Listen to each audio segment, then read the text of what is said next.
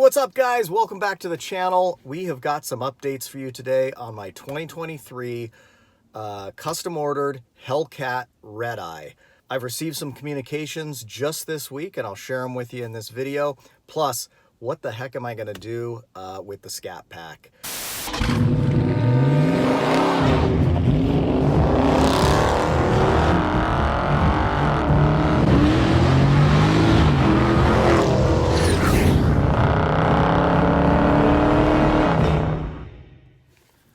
All right, guys, so this has been the week of communications from both Dodge and my dealer. So this week, the first communication I got from Dodge is a follow-up email on January 15th, hit my inbox, and I'll share that on the screen right now.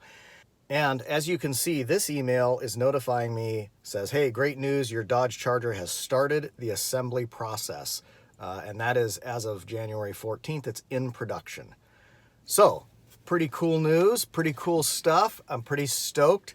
It feels like this car is moving through production incredibly fast. And if you have been out there looking at YouTube and listening to things and reading things, that is kind of what's happening right now is Dodge is, and I don't blame them, prioritizing sold orders. So they are prioritizing those orders, folks like me and others out there who have placed their orders, because makes a lot of sense. If the market is softening and going down, and we'll talk about this more in a minute, you want to go ahead and get those orders into the hands of folks who have kind of a deal in place to purchase the vehicle. Following this email, I got a text, and the text is really interesting because it gives me now a delivery date, or an approximate delivery date of March 2nd. So that date really shocked me. It was like, wow, this is way faster than I thought. I thought it would be like April, maybe May that I would see this vehicle, but it is moving quickly. So I reached out to my contact at the dealership and I said, what do you think of this date that Dodge has given me? And his response was, hey, that sounds about right. In fact, I would be shocked if it's not sooner. So he went ahead and looked up the car, the build in his system, and it is in JB status. Now again, I'm not an expert. I don't know everything about all of these build codes. So please weigh in if you work there or you have greater knowledge about these status codes, let me know. As far as my understanding, what JB status is the car is mostly built and has now been sent out to have extra things put on. In this case, the wide body. Any graphics packages, any extras that go onto the car to finish the assembly process. So that tells me that this car is just weeks away from being completed and then being put on a train, a truck, whatever, and being shipped. So again, I got to figure out how I'm paying for this car quicker than I thought I was. So again, 2 communications from Dodge. My dealership tells me it's in JB status. Would love to hear from any of you who also have orders, what the status is of your cars and what the updates are, if any. But I will get into the specific build of my car on my next video and let you know what I've picked as far as options and how I've spec'd it out. Some pretty cool stuff, and maybe that'll make sense with the JB status as well. But in the meantime, now I have to start thinking about how do I climb this mountain of this massive purchase, because it is it's a big one to swallow. That's what she said. And yeah, the stomach churns a little bit when you think about the price.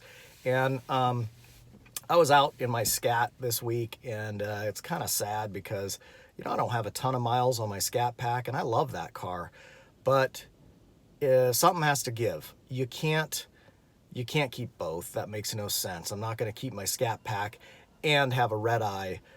It's one or the other, and the obvious thing is to trade in or sell my Scat Pack. Now, just for grins this week, I went ahead and jumped online. I went to both Car Gurus and Carvana just for the heck of it, since we sold my son's truck at Carvana. And I put in my VIN number and got a couple of quotes.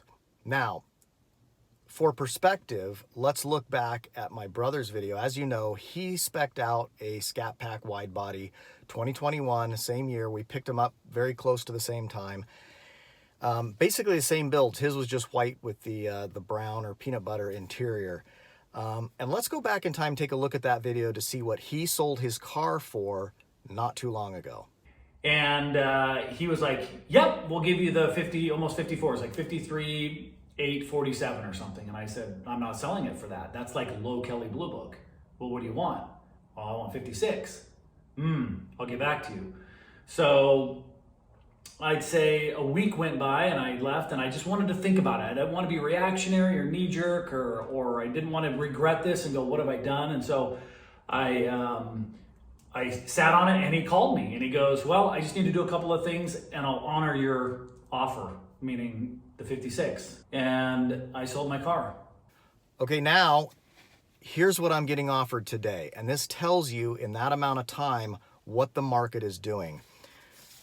First, I got a quote from Carvana, and I'll throw these up on the screen so you see they're legit. I got a quote for $44,954. Oh, you can see the drop that the market has done and how quickly. Then I got a quote from Car Gurus for $41,949. Now, I'm not going to sell my Scat for $42,000 basically. Not going to happen. However, if we can get a competitive trade-in that is, and I'm not expecting, 50 grand or higher. If I can get it, great. But there is quite a bit of tax savings, probably $4,500, $5,000 in the neighborhood of tax savings that can be had by trading my car in versus selling it. I've thought of this so many different ways because I would love to keep the car and drive my Scat Pack for a while and then, go ahead and sell it. But it's just too much of a financial commitment to try to keep both. Makes no sense at all. I mean, to have a Scat Pack wide body and a Hellcat Redeye.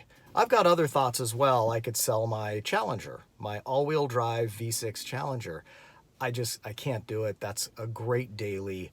It's a great car to take on long road trips. It gets good gas mileage on the highway. I can put what I call garbage gas in it, 87 octane, 85 octane out on the road.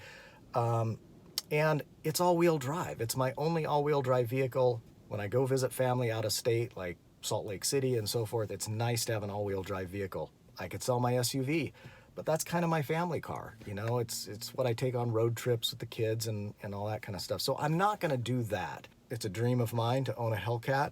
I'm going Redeye, and that's what we're doing. So tune in for the next video. I'll go through my build in detail. You'll be able to tell me what you think of my color choices and my options choices. So in the meantime, have a great week, and we will see you on the next video.